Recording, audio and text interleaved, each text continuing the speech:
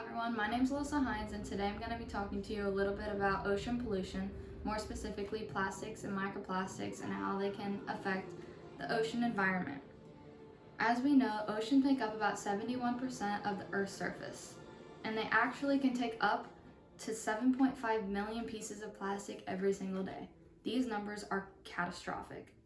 Plastic and microplastics can be extremely dangerous as well, as they absorb pollutants and carry them with them.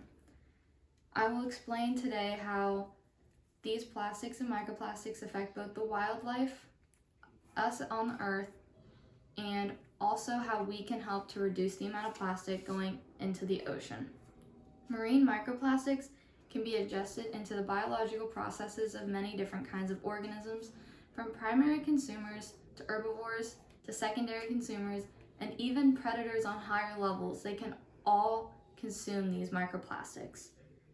They get absorbed into the food chain actually, which leads to many different issues along the line. They break down due to the heat and sunlight and even the water in the ocean, and if ingested by these animals, it can lead to blockages, sickness, and even death. Over 90 different species of fish have actually been found with plastic inside of them and has led to many different problems. Microplastics can also be absorbed into the human body through bioaccumulation and biomagnification processes. Basically, they are extremely toxic to people as well.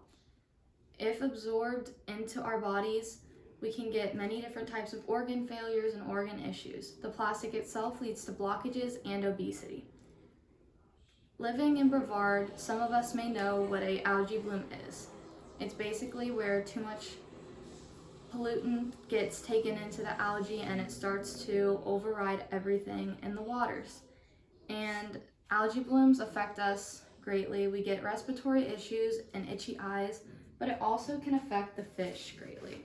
If you went to the beach during an algae bloom, you might have seen something that looks like this. It can easily kill them and lead to many different issues as well. 90% of plastics can't easily break down and aren't recyclable. This is actually a chart showing what kind of plastic takes how long to degrade. Here we see styrofoam takes 50 years, and a can takes 200 years. A baby diaper would take 450 years to break down, as well as a plastic bottle, and a fishing line can take up to 600 years to break down. With this being said, we need to recycle as much as we can to reduce these amounts of plastic. Jill Nugent has an app that they use in Georgia to help locate litter found along the beaches. This can help everyday people to stop plastic from being taken into the ocean environment, as well as to help people report litter where they see it. I think this is a great idea, and I think it should be used more widespread than just Georgia. It's one option to help the community stop the amount of plastic being taken in. But another way to help this is to know where it originates from and how it gets there. In most cases, landfills, agricultural fields are big producers of plastic into the oceans. In this photo of a landfill, you can see all of the jugs and plastic floating around. Now it actually gets to the ocean through irrigation and runoff. However, these are unfortunately very natural occurrences. Recycling is the best way to stop all of this from happening, and it's the easiest way as well. I have a short clip that better explains the effects of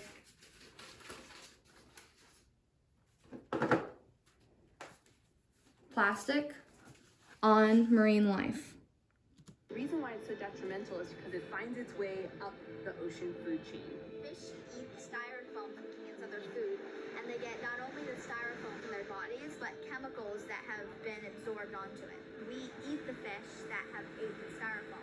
If a turtle swallows plastic, it can get caught in the intestines, it can block food, it can cause the turtle to starve to death. In this short clip, It helps to sum up what I said in the beginning parts of my speech.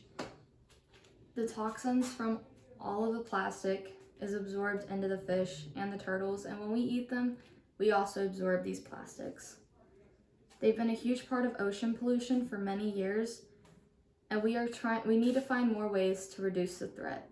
Joe Nugent's app is a great start to this, and I think many other people need to look into just going to the beaches and to help pick up litter. It takes 20 minutes a day, and it can help greatly affect our oceans.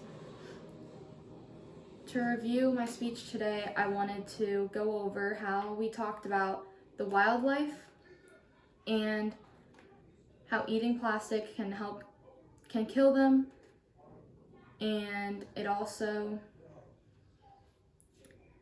can lead to many illnesses.